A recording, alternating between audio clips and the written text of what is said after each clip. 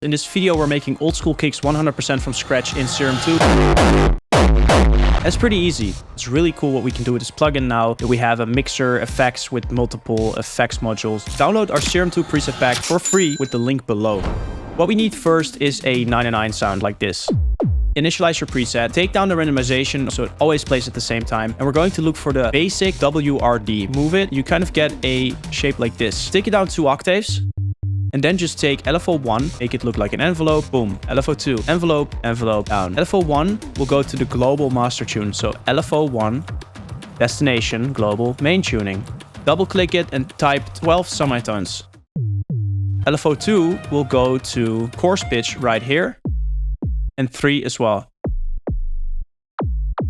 Let's assign a macro to the height of this envelope. 1 goes to the y-axis, also to 2, y-axis, and 3, y-axis. Just in the matrix, make sure it goes this way so it's one directional and it goes up. Final thing I like to do is also control the curve. Let's control the curve of every kick.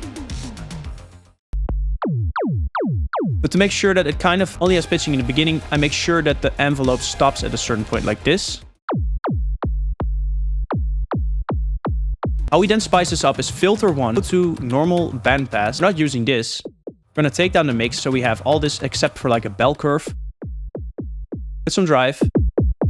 Change the tone of our kick a little bit. And then finally I put this on asymmetrical plus so I can move that around to change the crunch later. Let's get into the processing. Just make it look like this. Go to the effects section. And in the main bus, before we do bus 1 and 2, I want to make sure that we have some standard processing. So what we're adding in here, first of all, asymmetrical distortion. It's kind of like what you always do when you want to make old school kicks. Then what I definitely want to add is tube distortion. And at the end, I also add a soft clipper just so we can really push the volume like this. What I also want in my chain is utility, and I'm gonna make sure that the bass is mono right here. It's amazing that we can do this right now. Finally, to make it really analog, we're gonna add a filter on the German low pass to really make it sound more analog like this. So we cut off the highs a little bit at the beginning. This is where the kick comes to life. Oscillator A goes to my filter, and in there, I'm gonna split it into a punch to bus 1 and a crunch in bus 2.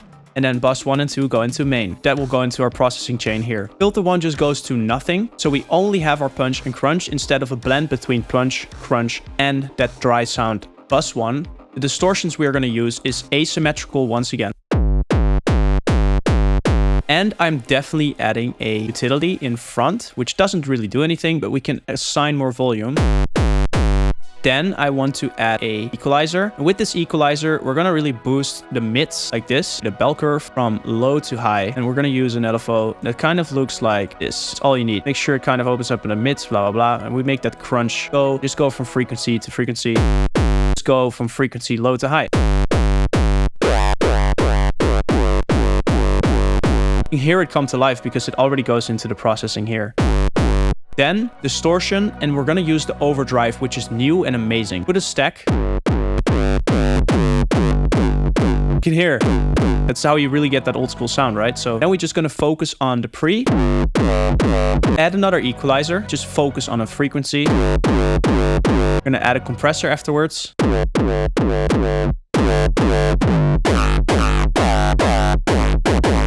So what you then want to do is find a nice blend between these equalizers, distortion units, and the pre-gain right here. As you can hear, if you don't really boost it too much, nothing happens. So you kind of want to find a lot of distortion, input volume, and then the right blend between this pre-curve and also this equalizer here. We're really looking for that punchy sound, which you don't get here. Here we really get that. LFO5 will then kind of look like a punch, and we're just simply going to put that on envelope and then add another utility at the end. And we're going to just take that down like this and assign LFO5 to the height. So now we have a punch sound just because we... So what I can then do is just copy this effects bus into 2, because it's a really good one. So take down the level here and take it up there. Make sure the utility goes up. Now we already have our crunch sound. I can immediately assign a macro to the frequency range. Still make sure that LFO4 goes on it as well. Also do that here. LFO4 goes to the frequency range as well. It's really about where you put the frequency curves and the pre-distortion. And now we really have a nice movement crunch sound, basically, that really old school one. And then what you can do afterwards is just drive in more distortion. Let's get rid of the compressor for now. You can try distortion mode. We can maybe add some more distortion. And of course it matters where you put the distortion, so that's why I play around. And then let's just blend 1 and 2. What we can do then in the main is go and add some reverb. It always helps a lot. Put it in front of everything first, especially the utilities, so that the bass is mono. Use a plate reverb so we can control the width. Remove a bit of the lows and simply take LFO6 and then open it up like this on envelope, and then less highs.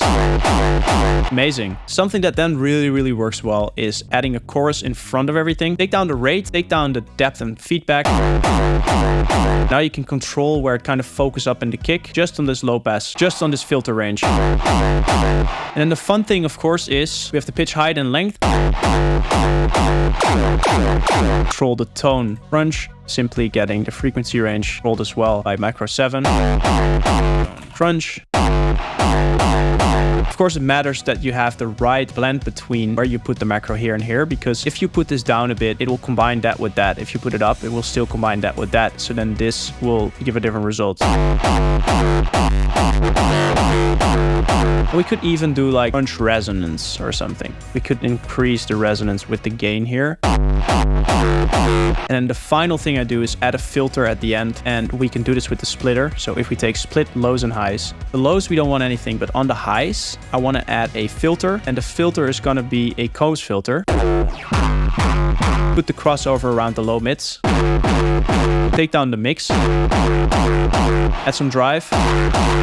Now we can also affect the tone of the total kick right here. It gets even more fun if you add more panning. Resonance and damping. Just find the right balance. What you could also do is control the crunch, so you really get a blend between the punch and the crunch. Simply go to bus 2 for the crunch, and in utility assign an envelope like 7. Looks something like this, so it's really crunchy, and add that to volume here as well.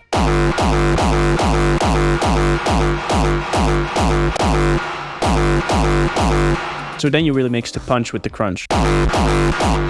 And then change a bunch of stuff if you want to. Like you could add another filter, this fuser, which is a bit controversial for hardstyle, but we can just see what happens if we put that in front of everything. As you can hear, you can really change it, but it gets too digital. Then you can just change all those envelopes.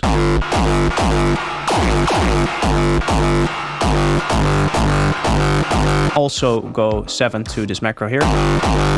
Anyways, download all these presets for free, including this one with our free Serum 2 preset pack.